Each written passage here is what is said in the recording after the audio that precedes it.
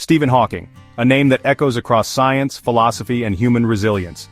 His was a mind that transcended the limits of the body and a spirit that refused to be confined by circumstance.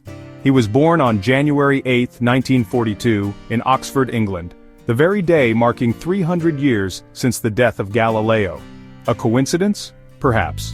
But one that foreshadowed a modern-day pioneer of the cosmos. From a young age, Stephen was curious, inventive, and surprisingly unremarkable as a student. He once said he didn't learn to read properly until he was 8. But behind that quiet exterior was an intellect that would soon captivate the world. At 21, everything changed. He was diagnosed with ALS, a motor neurone disease, and was given just 2 years to live. Imagine being told your life is ending just as it feels like it's beginning. But instead of surrendering, Stephen did the opposite.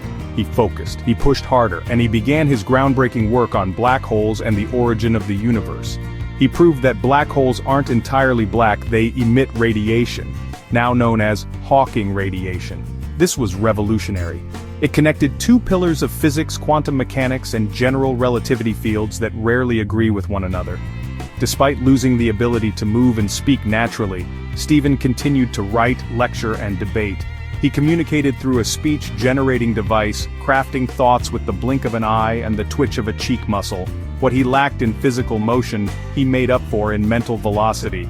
He wrote A Brief History of Time, a book that brought complex cosmology to the public in ways few scientists ever could.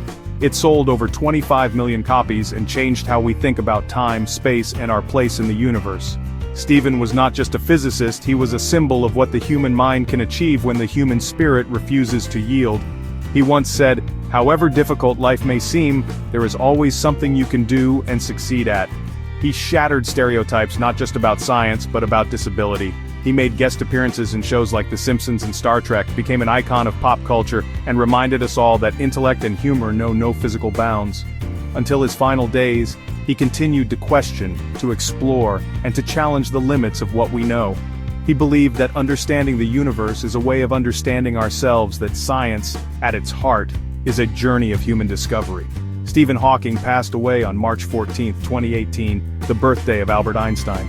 Another poetic turn of the cosmos. His body may have weakened, but his mind soared through black holes, time, and space, proving that true brilliance isn't bound by muscle or bone. It is forged by curiosity, resilience, and the refusal to give in.